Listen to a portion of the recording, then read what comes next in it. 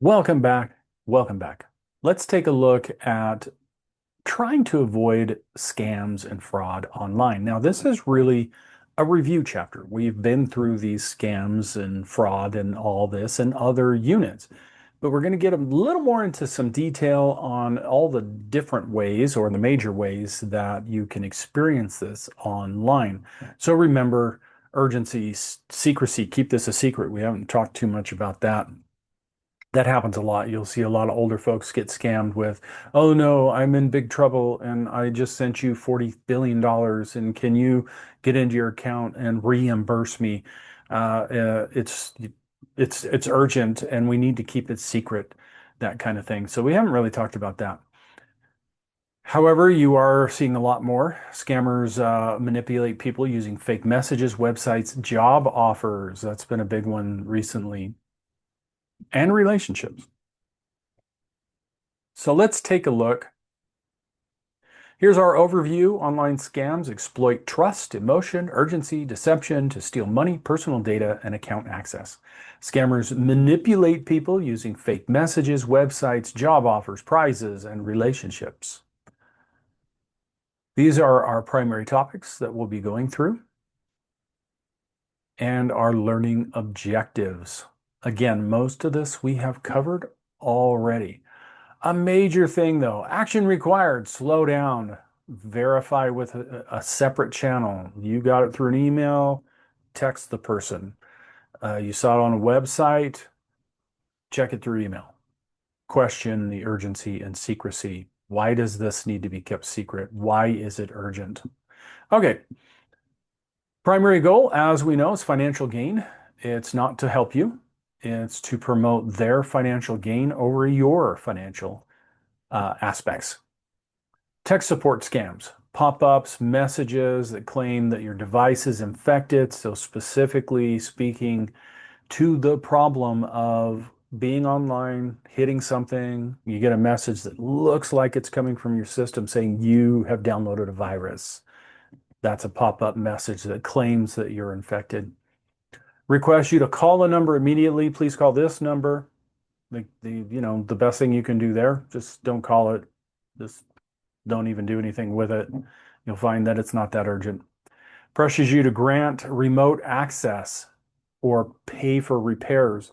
Quite often, these are lumped together. So you see, oh no, here you go. You've got a virus on your machine. Call this number. I'm the real virus scanner. I'm Microsoft Defender, usually spelled wrong. And you call that, and then they start talking to you. Oh, what do you have on the screen? Oh, yeah, that's really bad. Oh, and they sound really great and nice. And then they're like, well, I'm going to have to remote into your computer. And then basically they send you an email or guide you to a website. You click the button and say, okay. And now this remote access has been granted. Now, while you're not watching what's going on, they're in the background scanning your files, looking for bank account information. And yeah, they're going to go ahead and try to get you to send them money. They'll actually dump files on there and then make them pop up on your screen. Oh, did you just get an error message? Oh, yeah, that means this and this. Don't ever allow somebody to have remote access to your computer unless you know specifically who they are. I have mentioned this in the virus stuff, but if you want to pay for Norton 365, it's like Norton Life 365 or something, and it's 65 bucks a year or something like that. And you go through the process of setting all that up, then you know this is Norton and they can actually remote into my computer and help me. And you go through their stuff. You're not going to receive a message from them saying, hey, you need to do this. If you ever got a virus through Norton, it would say, hey, you can always call us, go to the menu up at the top and select contact. And so be aware of that. Legitimate companies do not use pop-ups. They do not demand urgent action. They don't. Romance scams. Yep. Rapid emotional attachment and quick professions of love. Oh, I can't believe I finally found you. I just don't know. How did we meet each other in this chat room and how did this happen? Oh, I'm so glad you responded to that email. and they make you believe that they are attached to you romantically, and then you go ahead and send them money. Usually people will send gift cards. Oh, just send me a gift card. It's so much easier that way. And in the meantime, they're sitting in a call center where they scam tens of thousands of people out of their money. That exploits people's loneliness and their emotional trust. They're lonely and they want to feel connected to somebody, and this is just a quick way for them to feel connected, even though it's all fake. So, this may never happen to you, but you need to be aware that it often happens to those that are older, and that if they're lonely, you probably should be checking their devices. You should be making sure that you know that they have really good virus scanning software involved and that you've talked to them about these things so that they're aware this is how it works. And if you're communicating enough with the person, then they'll kind of expose those things when they speak to you. Oh, I met somebody online, and you can be like, this could be legitimate. We don't want to say it's not legitimate, but I should probably check. And, just asking them questions. Oh, I'd love to see that email. Don't dig straight in on the person and say, oh, that's a scam. You're being scammed. Don't do that. That does not help the situation. You're talking about somebody who's emotionally fragile here. It's not nice to find out that you've been scammed by somebody you think that loves you. So instead, oh, I'd love to see that. That sounds so romantic. That sounds so great. And then pull up the emails, read through them, take a look at where the emails are coming from, see what they're asking them, and then get yourself involved in the communications because you have their email address and you can do that. All right. Investment scams, red flag, guaranteed high returns, no risk. I just started, I see this all the time. Most of us use Instagram, TikTok, both, and you'll see this kind of thing on there. Oh, I started investing a week ago with $100. Now I've got 10 million, $10,000. Oh, wow, I want in on that.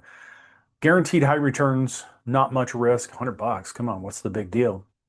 All legitimate investments carry some level of risk, but to gain something so quickly, that's not really the way that works. So, guaranteed profit and promises that are not realistic. Fake online shopping sites. These are huge these days. They look totally legitimate, but their prices are far, far below what they normally would be.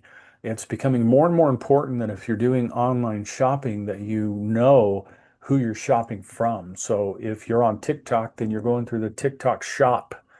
If you're on Instagram, you're going through their shop. That it's not an advertisement, a TikTok advertisement that takes you to a different website. That's what you really need to be aware of on that. But price is far below market value, too good to be true. No clear contact information. So when you look at it, it's not clear where is this place.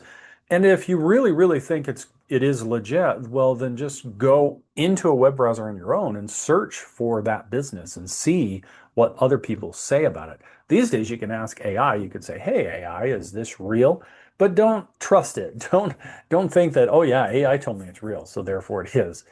So just use those those methods. If it's too good to be true, it usually is too good to be true. And then, of course, lottery scams, it's the same thing, right? It's like, wow, here's a bunch of money, or this lottery is at $1 billion, but you're not aware of that lottery at all.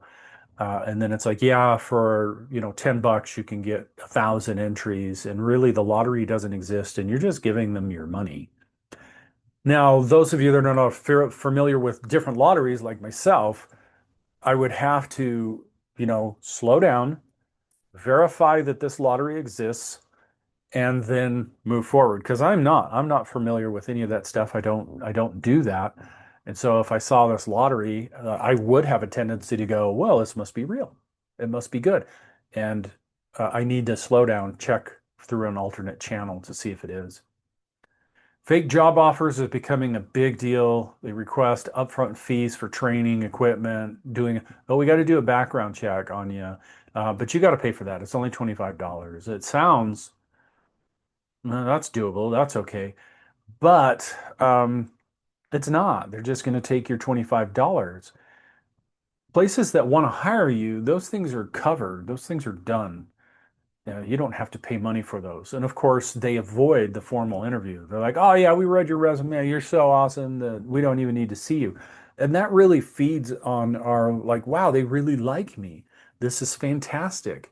And people don't think that in any way a job offer could be some way to get money out of you. But you want to really look at that. You want to really, like, what are they asking me? Are they asking me for money up front? Okay, well, this doesn't sound right. And then, of course, they don't want to take the time to actually flesh out that job and tell you details, and they don't sound like they know what they're doing. They just want to say, hey, you're great, give me some money. QR code scams are becoming huge. Do not just scan anything that is out there. This is becoming a big deal. People put up a QR code. Oh, well, I wonder what that is. Oh, get a special deal. Here's more information. They hide malicious URLs or our universal resource locator, our web address, behind this QR code, this image. Users can often preview the destination before scanning. So normally it's going to come up and say, this is the destination. However, lots of times that's truncated. It means it's chopped off and you don't get to see the whole destination. So be very careful. Scammers place QR codes on posters, emails, menus, parking meters. They do it everywhere. It's become a huge thing because people are like, oh, QR code. They don't see that what is that QR code doing? It's taking you to a website. Could that website be malicious? Most definitely it could be malicious. So be careful with that. Social media, be cautious of unsolicited messages requiring money or personal info. This is no different than somebody calling you. It's no different than somebody emailing you. It's just through social media. That's what it's through. Verify the requests. Often involve impersonation of hijacked accounts. Again, somebody else had their account hijacked, and then within the first 24 hours before that person realizes that they're doing this kind of stuff to try to get information. But it's the same as any other. That's what I'm really getting to. It's just in social media. It's the same type of, oh, I got this through a message. I hit a website. Same thing, but it's coming through social media. You can click on a link and it'll take you to some place to actually buy stuff that's not legitimate, right? How do you defend against these scams? Verify suspicious messaging using a trusted separate channel. Again, slow down. Again, question the urgency. Again, and pressure and secrecy. Verification is one of the most effective tools that you can have. Verify that this is that website, it is that person. And these days, if it's urgent, it's not real. That's the way I take it. It's like, well, they want this done now. This is fake. They're pressuring me to do this. This is fake. They want me to not tell anybody. This is fake. My life's better. I don't need any of that. And that is deals and returns. So this we've really talked about, but deals and returns that are guaranteed or too good to be true. Oh, I can buy this, but I can return it. No problem. That's an issue. If you suspect, pause, verify independently. Do not send money, codes, or personal info. Report through the platform, institution, bank as appropriate. In other words, you're getting it through Facebook, you're getting it through TikTok, report that and say, this, I believe, is fake, so they can check on it. If you acted, secure your accounts, change your passwords, make sure your two-factor authentication is set up, all of that. Make sure that's all done. If you got questions and concerns, please let me know. Thanks for watching, going through this summary of information with a little added stuff that we haven't covered, and we'll talk with you later.